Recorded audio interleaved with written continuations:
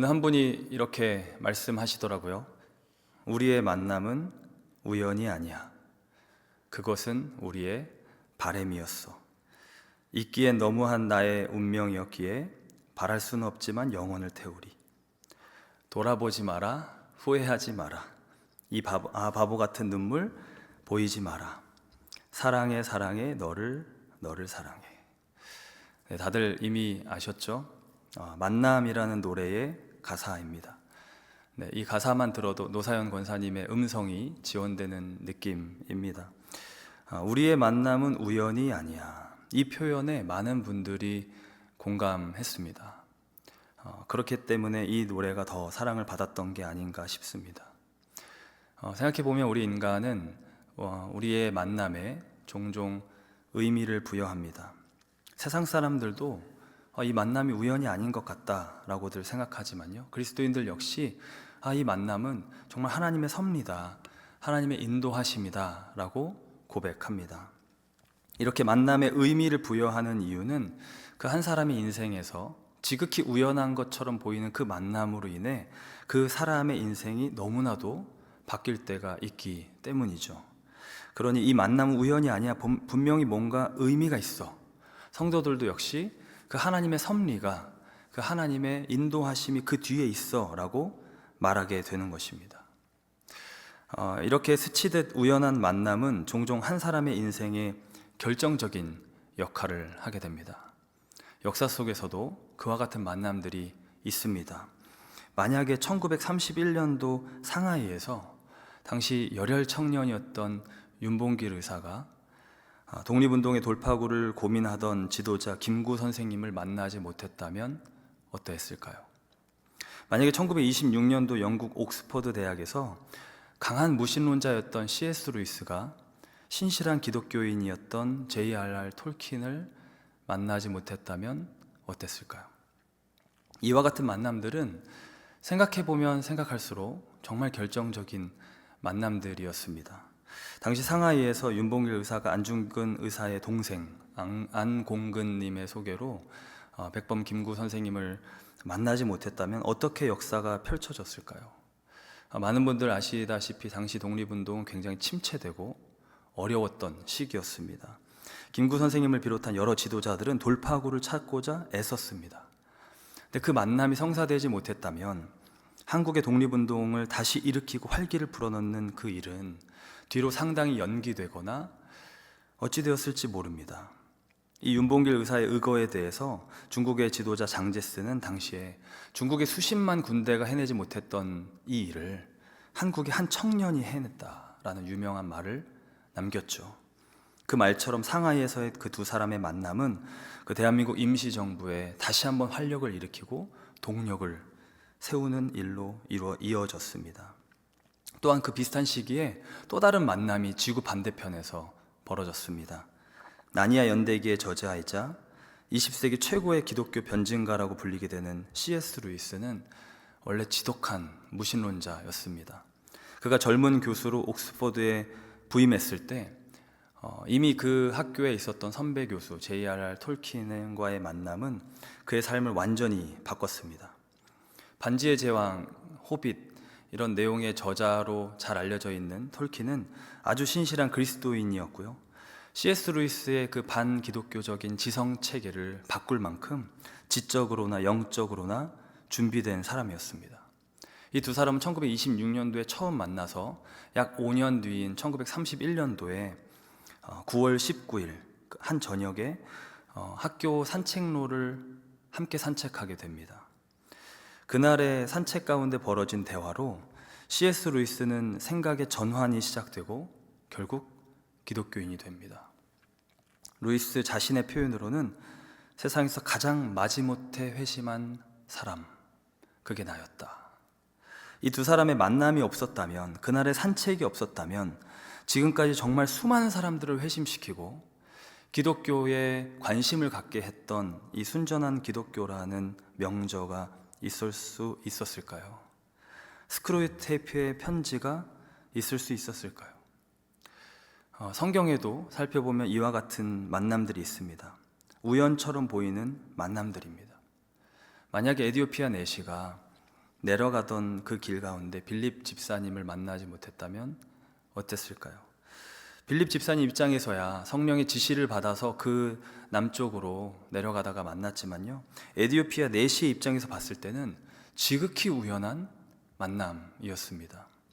또 나오미의 며느리 룻 역시 이삭을 찾으러 가다가 보아스의 밭이 아니라 다른 사람의 밭으로 가게 되었다면 어땠을까요? 흥미롭게도 성경은 이 스토리에 대해서 우연히라는 표현을 사용합니다. 룻기 2장 3절에 보면 룻이 가서 베는 자를 따라 밭에서 이삭을 줍는데 우연히 엘리멜렉의 친족 보아스에게 속한 밭에 이르렀더라.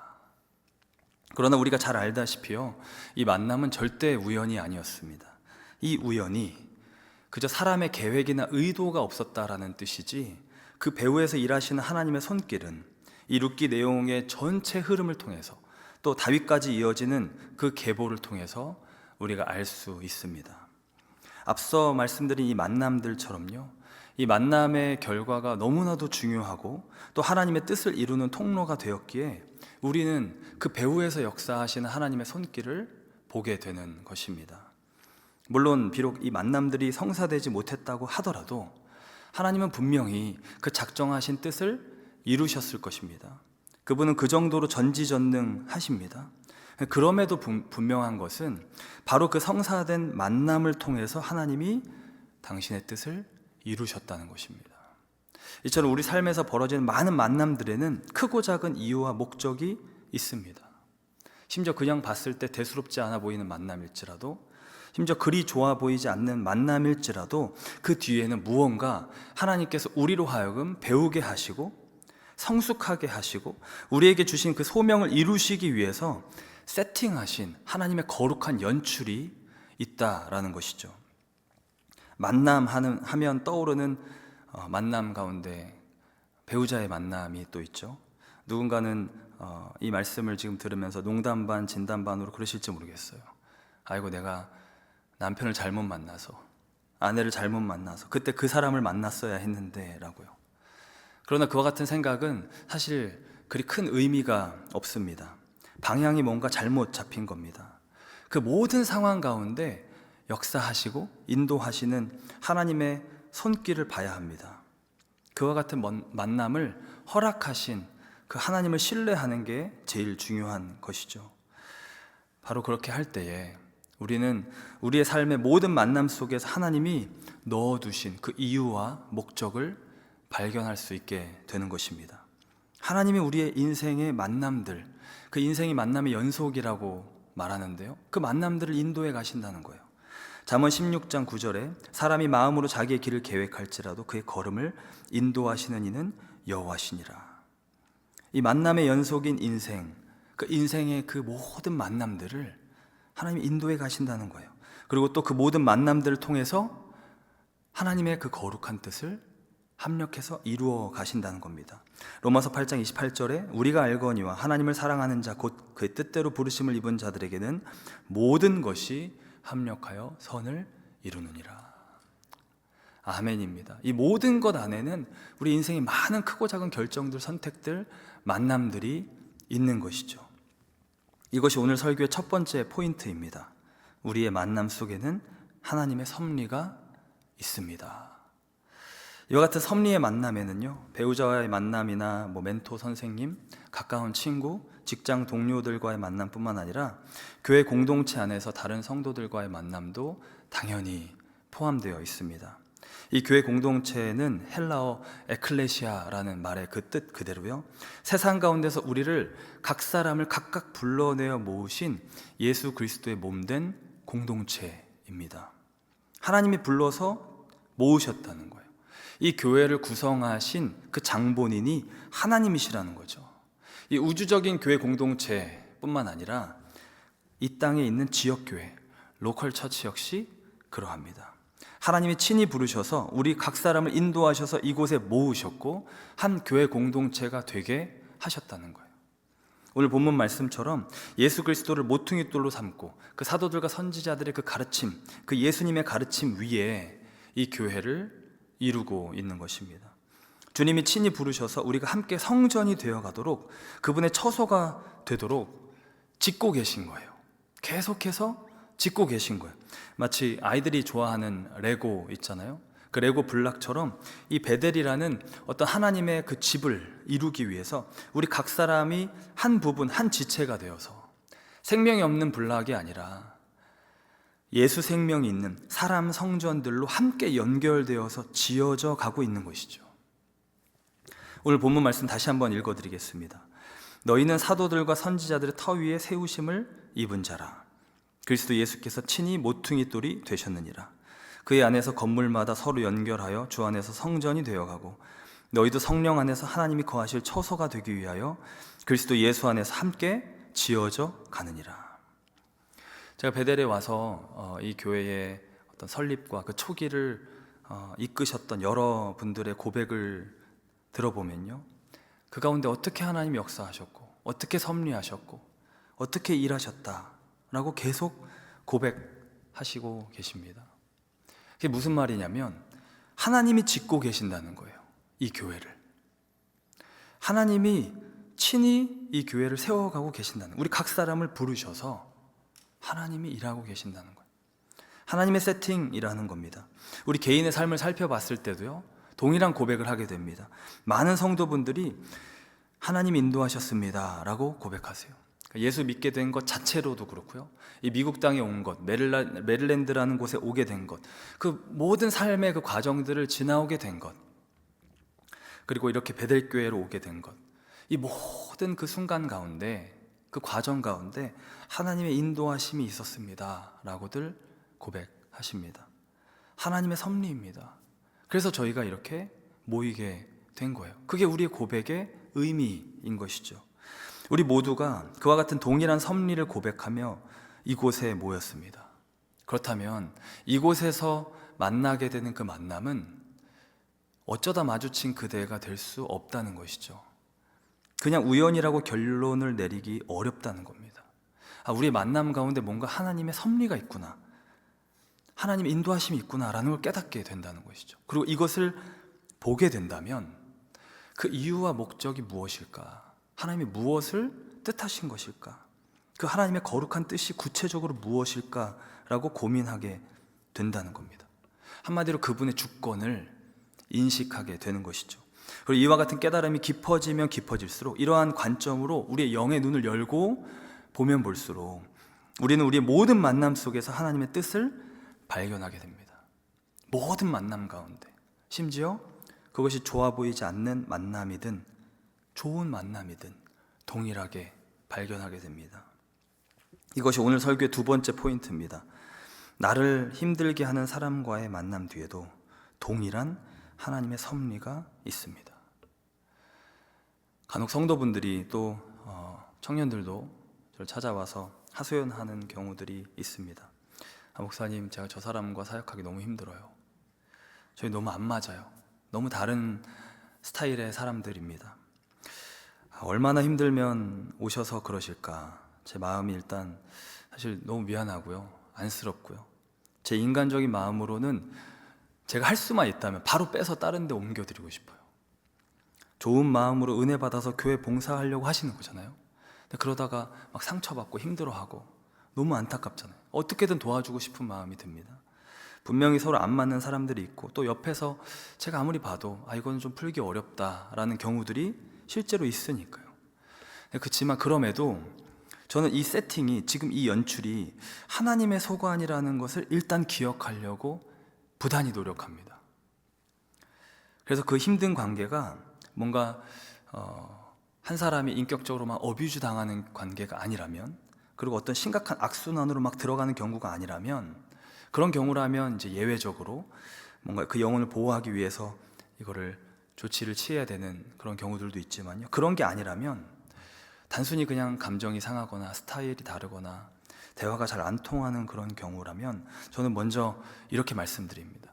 이 관계를 통해서 지금 이 상황 속에서 하나님이 무엇을 이루기 원하시는지 그것을 같이 발견하면 좋겠습니다. 이게 우리의 첫 번째 초점이 되어야 됩니다. 왜냐하면 이 세팅을 허락하신 게 일단 궁극적으로 하나님이시기 때문이에요. 이걸 연출하신 게, 이 만남을 연출하신 게 하나님이시기 때문이에요.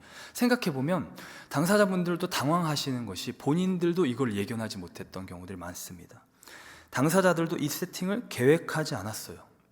그러니까 다 모두가, 우리 모두가 내 안에서 내 본인의 결정만 하는 거지 다른 사람의 결정을 내가 해줄 수 없잖아요.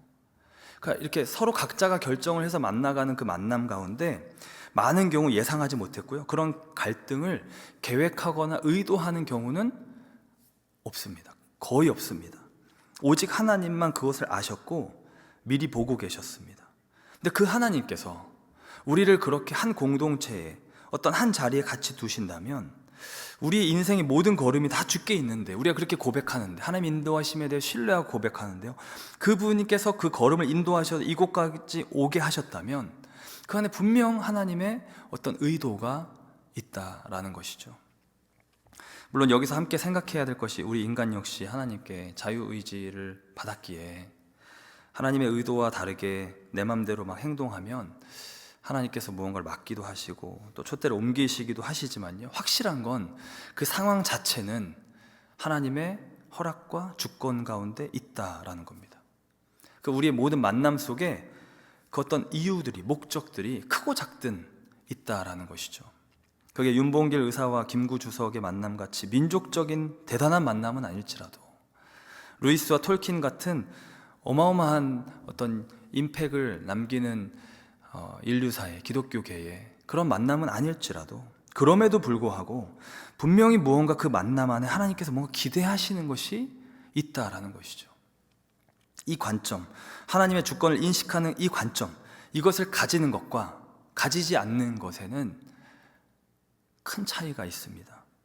쉽게 말해서 하나님께서 지금 이 상황을 통해서, 이 만남을 통해서 나의 어떤 이런 부분들을 다루시는구나, 나도 알지 못했던, 그러나 이 상황 가운데 내 안에서 올라오고 있는 이런 부분들을 하나님께 보고 계셨구나, 배우게 하시는구나 라고 하는 사람과, 내가 왜 하필 저 사람이랑 엮여서 라고 하는 사람과는 그 일을 헤쳐나가는 데 있어서 그 시작부터 꽤 다르다라는 것이죠. 아유, 내가 운도 없지, 그때 그렇게 했어야 되는데 와 같은 반응이 있죠. 내가 왜 이런 일을 겪고 있나. 이것은 우리가 광야를 지날 때 우리 안에서 올라오는 전형적인 인간의 반응입니다. 원망과 불평입니다. 인생의 광야를 지낼 때 우리는 여기저기 계속 묻습니다. 대체 내가 왜? 대체 내가 왜 이 일을 겪고 있는 건가? 내가 뭘 잘못했는가? 그때 그런 선택을 하면 안 됐었는데, 운도 없지. 그 질문을 계속합니다. 모세처럼 리더가 있으면요, 그 리더에게 계속 따지듯 묻고요, 그게 부모님이든 남편이든 배우자 누구든 왜 나를 이렇게 낳아서, 왜 나를 이런 상황 가운데 넣어서 내 인생을 이렇게 만들었냐라고 묻습니다. 그리고 스스로에게도 묻습니다. 나는 왜? 대체 너는 왜? 우리가 인간관계 안에서 갈등하고 힘들어하는 일을 겪는 것, 이것을 사람 광야를 겪는다라고도 부릅니다. 사람 광야. 이 사람 광야를 지날 때에도 우리는 똑같은 질문을 합니다. 왜 하필 저 사람이, 왜 하필 이 사람을 만나서? 사실 광야는 우리가 다 알지만요, 절대 우연이 아닙니다. 이 구속사 가운데 하나님께서 분명하게 무언가를 말씀하신 하나님 연출이었습니다. 하나님의 그림에서 광야는 선택이 아니라 필수였습니다. 그것을 빨리 통과하느냐, 그 안에서 뱅뱅 도느냐의 그 차이지, 이 광야를 안 지나갈 수는 없는 겁니다. 왜냐하면 그 안에 분명한 목적이 있었거든요. 이스라엘이 광야길에 들어서서 겪게 된 것은 분명했습니다. 가장 중요한 것은 그 광야에서 그들이 낮아졌습니다. 갈등했습니다. 자신의 혈기나 욕심대로 해서는 그 광야를 통과할 수가 없었습니다. 만약에 자기 마음대로 하면요, 원망과 불평을 하고 막 혈기를 부리면 중간에 탈락이에요. 그 광야를 통과하는 유일한 방법, 그 광야 학교를 졸업하는 유일한 길은 하나님의 말씀을 따라 살아가는 삶으로 변화되는 것이었습니다. 그 말씀의 백성이 되는 것, 그것이었어요. 그것이 사활적으로 중요하다는 것을 이스라엘은 배웠고요, 그 이스라엘의 그 장자된 우리 말세를 만난 우리에게 본보기와 같이 그들의 삶을 통해 우리는 그걸 배웠습니다. 사람 광야를 겪을 때 우리는 똑같은 성격의 일들을 마주합니다. 때로는 우리가 낮아지고요, 우리 갈등합니다. 내 맘대로 해서는, 내 욕심, 내 성질로 해서는 그 광야를 통과하기 어렵습니다. 졸업하지 못합니다. 사실상 중간에 관두게 되는 겁니다. 근데 그렇게 되면 문제가 뭐냐면요, 그 광야가 끝이 안 납니다. 한마디로 졸업을 못하는 거예요. 그럼 어떻게 되느냐? 유급을 하는 겁니다. 다시 똑같은 과정의 광야를 겪게 되는 겁니다. 이스라엘이 40년간 그 광야를 헤맸듯이 다시금 그 광야 안으로 들어가게 되는 거예요. 배우지 못했기에 다시 들어가는 겁니다. 그래서 우리가 흔히 말할 때, 이 교회에서 어떤 사람이 힘들어서 다른 교회를 가면 똑같은 사람 거기 있다 그러잖아요. 뭐 똑같지는 않더라도 뭔가 비슷한 그 힘든 케이스를 다시 마주하게 되는 경우들이 있는 거죠. 왜냐하면 우리가 그 부분을 신앙적으로, 그 성숙으로 넘어서지 못했다 보니까 계속 힘든 거예요. 졸업하는 길은 분명합니다. 말씀으로 나를 다스려서 다시 그와 같은 경우를 마주하더라도 넘어설 수 있도록 나 자신을 성숙시키는 길, 그것뿐입니다. 그거 외엔 답이 없습니다. 그게 진짜 졸업입니다. 그러니 나를 힘들게 하는 만남조차도 그 뒤에 동일한 하나님의 섭리가 있습니다. 사실 너무 있습니다.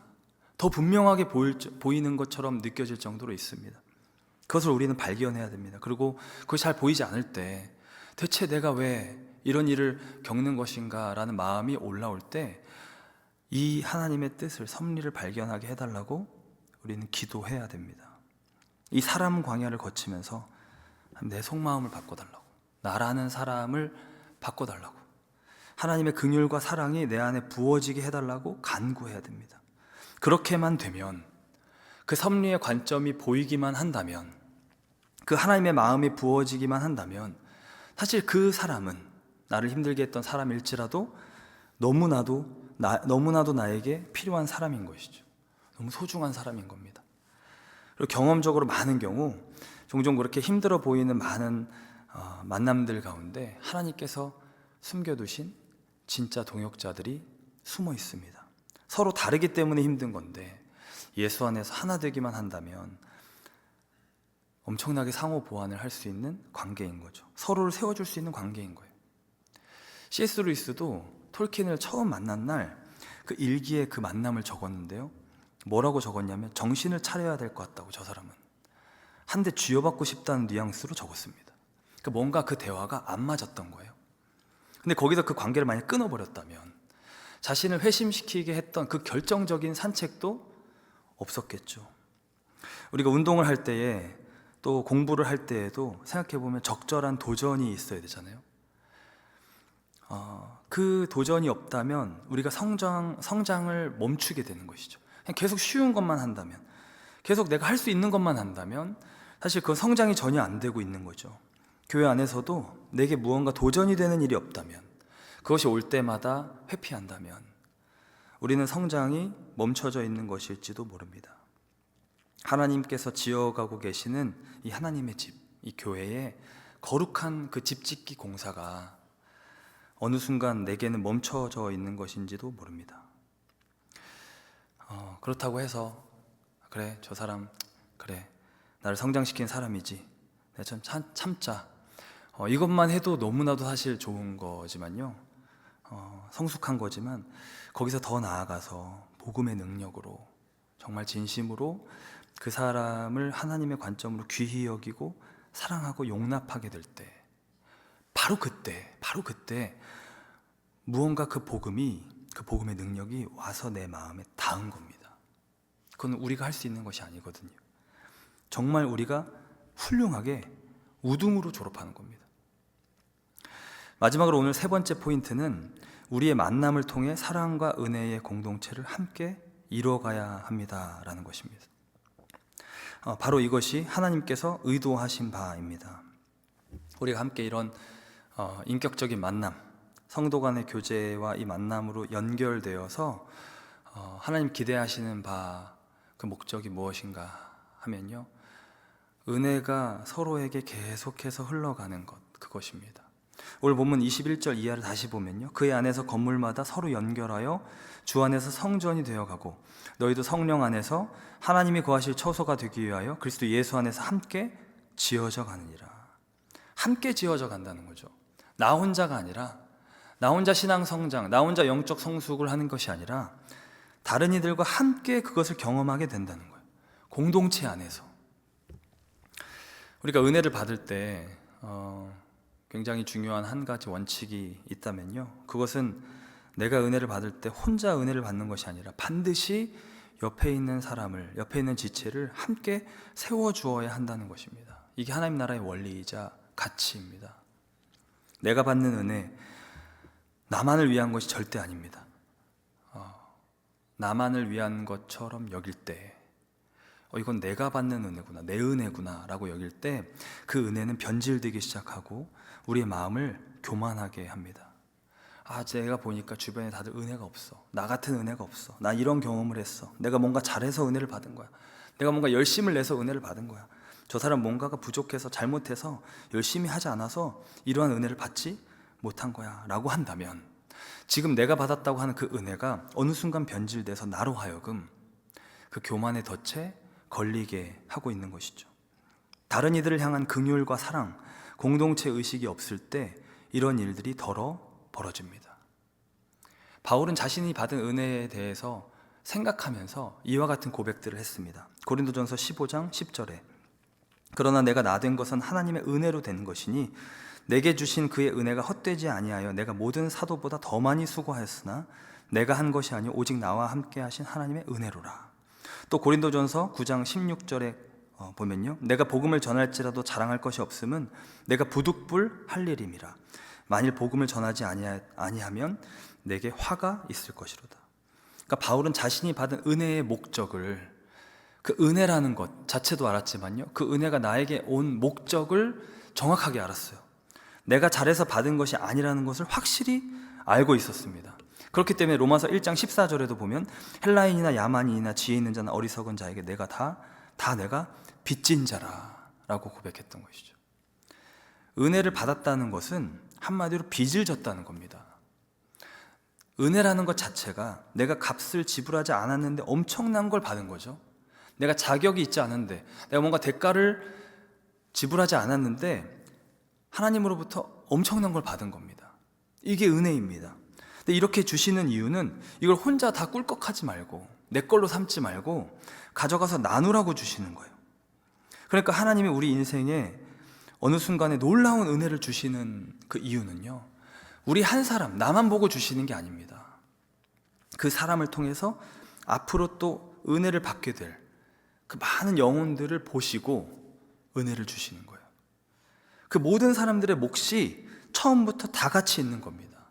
그러니까 우리가 받은 은혜, 내가 잘났다라고 교만해지고 혼자 그 은혜를 내 것으로 삼아버리면 바울의 말대로 내게 화가 있는 겁니다. 하나님은 그 의도가 아니셨기 때문에. 제가 베델교회에 와서 몇 번 간증같이 했던 적이 있었는데, 이런저런 강의나 설교 형태로 짧게 나눴던 적도 있었는데요, 대학교 때 은혜를 저희 공동체가 막 받았습니다. 저도 또 대학 시절 같이 저랑 있었던 저희 아내도 막 은혜를 한창 받을 때 제 마음에 이런 생각들이 자꾸 들었어요. 왜 이렇게 은혜를 주시나? 내가 자격이 없는데 왜 이런 은혜를 주시지? 하나님, 제가 뭘 그렇게 잘한 게 없는데요. 나중에 사역을 하면서 깨달았습니다. 이 영혼들 때문이구나. 이들을 하나님 너무 사랑하셔서 그때 그 은혜를 주셨던 거구나. 그러니까 제가 그 은혜를 받고 나서 이 은혜를 나누지 않으면요, 큰일 나는 겁니다. 반드시 이 은혜를 흘려보내줘야 됩니다. 이 은혜에, 우리가 받은 은혜에는 이 모든 사람들의 몫이 같이 있는 거예요. 그리고 이 만남들을 통해서, 앞서 말씀드린 이 만남들, 공동체 안에서 우리 삶에서 벌어지는 그 만남들 가운데 하나님의 섭리가 있고 인도하심이 있는데, 그 만남들을 통해서 서로 연결돼서 이 은혜가 흘러갑니다. 그러니까 서로에게 이 은혜 흘려보내주기를 계속할 때, 이거를 좋아하고 이걸 기뻐하고 이거를 계속 힘쓸 때 교회는 정말 아름답게 세워지게 되는 것이죠. 이게 함께 지어져가는 교회의 모습입니다. 마치 우리가 캠프파이어를 할 때 생각해보면 그 불을 붙이기 위해서 이렇게 장작들을 모으잖아요. 이 나무들이 흩어지면 자신의 불로는 버티다가 좀 더 활활 타오랐던 거는 좀 나중에 꺼지고, 좀 불이 약했던 건 먼저 꺼지고, 오래 가지 못하죠. 근데 이 모든 게 서로 붙어 있으면, 연결되어 있으면 한쪽에서 꺼져도 다른 한쪽에 있는 불씨로 인해서 다시 계속 타오르게 되죠. 더 오래 지속될 수 있도록 서로가 서로를 돕는 겁니다. 교회 안에서 서로 연결돼서, 이 끊어지지 아니하고 연결돼서 은혜를 흘려보내는 일을 계속 하게 되면요, 내가 지금 당장 은혜를 받지 못했더라도, 내가 이번 한 주간에는 영적으로 메마른 상태로 왔더라도 그 은혜를 받고 있는 다른 이로 인해서 내 안에 은혜가 회복되는 겁니다. 이게 만남의 목적이고, 이게 하나님께서 우리를 모으신 하나님의 의도인 것입니다. 덕을 세우는 것, 교회를 세우는 것, 이것입니다. 그러니까 은혜를 받은 이들은 그것을 받을 때마다 이건 절대 나만을 위한 것이 아니다, 내 주변에 이 은혜가 필요한 이가 있다라고 기억하고 그 은혜를 나눠야 하는 것이죠. 그렇게 예수 안에서 서로 연결하여 주 안에서 그 몸된 교회가 되어가고, 너희도 성령 안에서 하나님께서 거하실, 그 임재하시고 거하실 그 처소가 되기 위해서 그리스도 예수 안에서 함께 그렇게 같이 지어져 가느니라. 이게 오늘 말씀에서 말씀하고 있는 교회의 모습입니다. 그리고 바로 이것이 우리의 만남과 우리의 이 모든 이 공동체됨의 이유와 목적인 것이죠. 사랑하는 성도 여러분, 올 한 해 우리가 사랑 안에서 서로를 돌보는 교회가 되기를 소망하고 있습니다. 그 구체적인 모습이 어디서 벌어지는가? 바로 우리의 만남에서 벌어집니다. 우리의 만남 가운데 역사하고 계신 하나님을 기억하고, 그 만남 속에서 하나님이 이루기 원하시는 그 거룩한 뜻을 발견하시기를 축복합니다.